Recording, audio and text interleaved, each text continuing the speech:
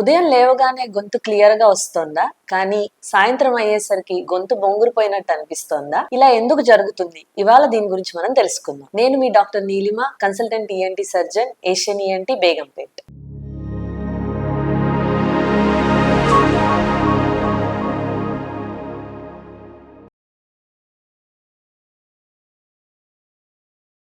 So పొద్దున్న లేవగానే చాలా మందికి మన వాయిస్ మంచిగా చక్కగా క్లియర్ గా లౌడ్ గా వస్తుంది. అదే సాయంత్రం అయ్యేసరికి కొన్నిసార్లు వీక్ అయిపోయినట్టు లేదా బొంగురుపోయినట్టుగా అనిపిస్తూ ఉంటుంది. ఇది ఎందుకు జరుగుతుంది అని అంటే పలు కారణాలు ఉండొచ్చు. కొన్ని కేసెస్ లో సింపుల్ గా ఉదయం నుంచి సాయంత్రం వరకు ఎక్కువ మాట్లాడడం వల్ల మన వోకల్ కార్డ్స్, స్వరపేటికలో ఏవైతే వాయిస్ ని ప్రొడ్యూస్ చేస్తాయో అవి స్ట్రెయిన్ అయ్యి వాటి లోపల కొంచెం వాపులాగా ఏర్పడడం వల్ల సాయంత్రం అయ్యేసరికి గొంతు బొంగురుపోయినట్టు అనిపించవచ్చు. ఇది ఒక కారణం. ఇది కాకుండా కొంతమందికి ఫర్ ఎగ్జాంపుల్ మజిల్ టెన్షన్ డిస్ఫోనియా అంటాం. అంటే మాట్లాడేటప్పుడు వీళ్ళలో ఏమవుతుందంటే గొంతుకు సంబంధించిన కండరాలు మాట్లాడేటప్పుడు ఎక్కువ బిగుసుకుపోవడం వల్ల వోకల్ కార్డ్స్ అనేవి ఎక్కువ స్ట్రెయిన్ అవుతాయి అన్నమాట. దానివల్ల ఉదయం నుంచి సాయంత్రం వరకు వాయిస్ యూజ్ చేయడం వల్ల సాయంత్రం అయ్యేసరికి గొంతు బొంగురుపోయినట్టు లేదా వీక్ గా అయినట్టు రావచ్చు.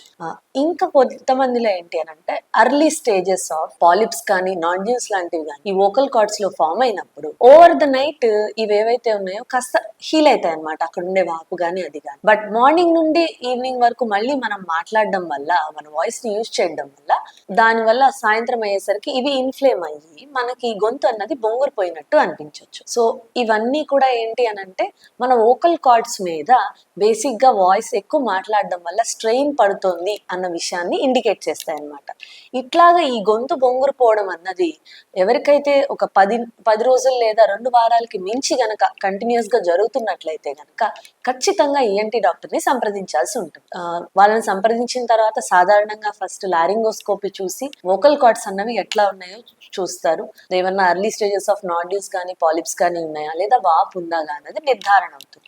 అక్కడ ఉన్న ప్రాబ్లమ్ ని బట్టి సింపుల్ గా మనం వాయిస్ రెస్ట్ కొన్నాళ్ళు ఇవ్వడం అండ్ ఆల్సో స్పీచ్ థెరపిస్ట్ వాళ్ళ ద్వారా మన వాయిస్ ని మజిల్ స్ట్రెయిన్ అవ్వకుండా వోకల్ రెజొనెన్స్ ఎట్లా ఉండాలి అన్నది నేర్చుకోవడం చేస్తే సరిపోవచ్చు.